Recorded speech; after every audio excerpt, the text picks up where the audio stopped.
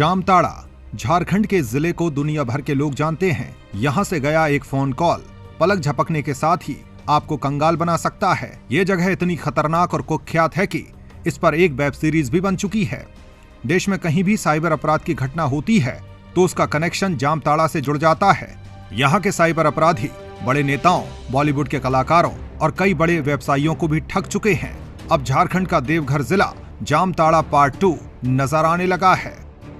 समाज हमारा जो है वो देवघर पढ़ा लिखा जो जगह है ही, यहाँ से पढ़े लिखे लोग में, लेकिन नौकरी समय पर नहीं मिल पाती है, टेक्निकल है। और नया माहौल क्रिएट हो गया है कि जब पैसा नहीं रहता है, कोई दूसरे लोगों के पास पैसा रहता है तो क्विक मनी जो होता है, अचानक से पैसा कैसे कमाएं, तो ये लोग गलत दिशा में भटकाव पाते हैं। यहाँ पे पहचान हमारी सावन मेला को लेकर के थी, एक पर्यटक नगरी के रूप में थी, लेकिन आजकल अब कहीं भी बाहर में देवघर भी अब इतना बदनाम साइबर क्राइम के रूप में होने लगा। ये बहुत चिंता की विषय है। देवघर यानी देवों का घर। झारखंड की सांस्कृतिक राजधानी देवघर की पहचान भगवान शिव से है। शिव की ये नगरी बाबा धाम के नाम से अपनी अलग पहचान रखती है, लेकिन अब ये जगह साइबर अपराधियों का ठिकाना बन चुकी है। यहाँ इस साल साइबर अपराध के 87 मामले दर्ज हुए हैं और अब तक कुल 372 साइबर अपराधियों को सलाखों के पीछे धकेला जा चुका है। हैरान करने वाली बात यह है कि पकड़े गए युवक काफी कम पढ़े लिखे हैं, फिर भी अच्छे समझदार लोगों को आसानी से ठग लेते हैं। उनका जो एक्ट है या माल प्रैक्टिसेस है, it is like expert IT professionals.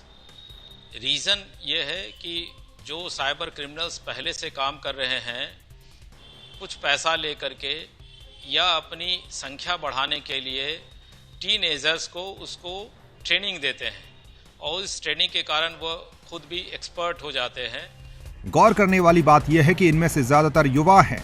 इनमें से कई तो ठगी के आरोप में पहले भी जेल की हवा खा चुके हैं, लेकिन सलाखों से बाहर निकलते ही इनके कदम फिर से साइबर अपराध के दलदल में फंस जाते हैं।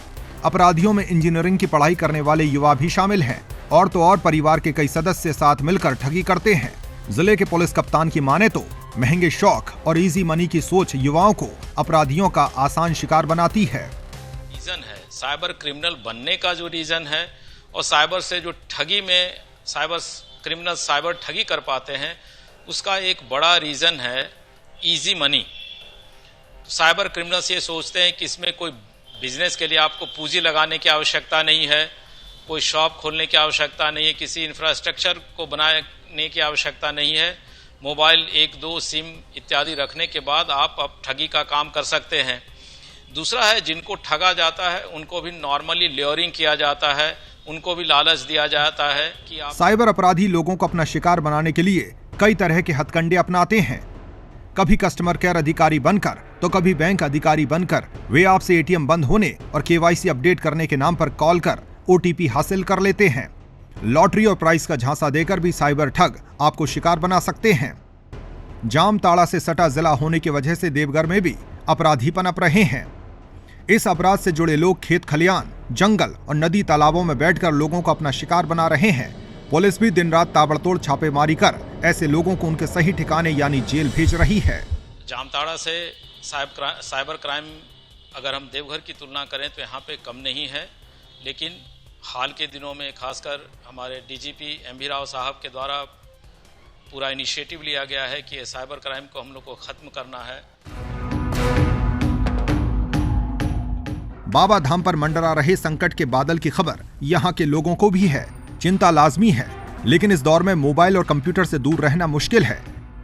ऐसे में आपकी सतर्कता ही साइबर अपराध से बचने का सबसे बड़ा कवच है। तो अभिभावक जो बच्चे को फ़ोन दे रहे हैं, चाहे ऑनलाइन पढ़ाई की बात हो या जो भी चीज़ें हो, उसके लिए उन्हें हमेशा एक निगरानी में रखने की ज़रूरत है कि बच्चे उस फ़ोन का इस्तेमाल सही चीज़ के लिए कर रहे हैं या गलत चीज़ों के लिए, और उनका आकर्षण कहीं ना कहीं एक मनी ओरिएंटेड हो जा रहा है। वो पैसे के एक लालच में आकर ऐसे कामों में खुद लिप्त होते जा रहे हैं, जो हमारे समाज के लिए बहुत बड़ा खतरा बन रहा है। बहरहाल कंप्यूटर, मोबाइल और नई बैंकिंग सुविधाओं से जिंदगी थोड़ी आसान हो गई है, लेकिन इनका सही इस्तेमाल भी समझना जरूरी है। बच्चे और युवा इन सुविधाओं का इस्तेमाल कैसे कर रहे हैं, इस पर नजर रखना जरूरी है। जरूरी ये भी है कि बच्चों के बढ़ते शौक और उनकी गतिविधियों पर थोड़ी निगरानी रखी जाए। और हाँ, सबसे खास बात यह है कि साइबर अपराधियों के किसी प्रलोभन में ना फंसें, अपनी बैंक डिटेल्स और ऐसे जरूरी दस्तावेजों की जानकारी किसी के साथ शेयर ना करें जो आपके लिए खतरे का सबब बन सकती है। 24 घंटे लगातार खबरें देखने के लिए डाउनलोड करें ईटीवी भारत ऐप।